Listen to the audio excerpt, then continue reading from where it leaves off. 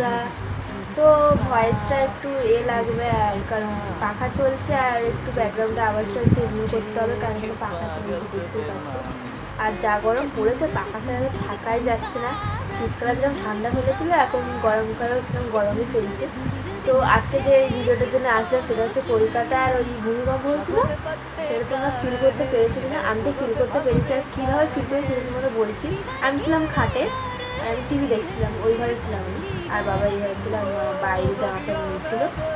আর তখন আমি টিভি দেখছিলাম, আর হঠাৎ করে না খাটটা নড়ে উঠলো। আমার না ভয় লেগে গেছিলো। ছোটো থেকে বড় মতো কোনোদিনও ভূমিকম্প আমি ফিলই করতে পারিনি, সত্যি করে বলতে। ঠিক আছে, তারপর খাটটা নড়ছিল। আর এই যে আলমারিটা দেখতে পাচ্ছ, এটা আমি ওই ঘরে একটা আছে আলমারি, এরকমই সেম টু সেম। দরজাটা পুরো আলমারি পুরো আটকানো ছিল, মানে হালকা করে না পুরো খুলে গেল। আমার না ভয় লেগে গেছে, কী হলো ব্যাপারটা।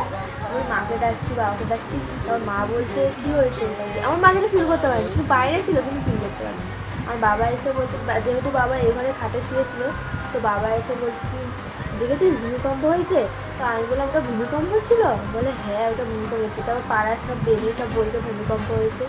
তারপর আমি মাকে বলছি, আমার তো পুরো ভয় লেগে গেছে। আমার বাবা বলছে কি যেখানে জল মানে একটু পুকুর বা খাল বিল, ওই যে জল মানে পুকুরগুলো যেখানে থাকে, সেখানে নাকি মানে ভূমিকম্পের সময় নাকি সেখানে মানে জলগুলো উপর নিচে মানে উল্টার পাতার হতে থাকে, মানে জোয়ারভাটার মতন।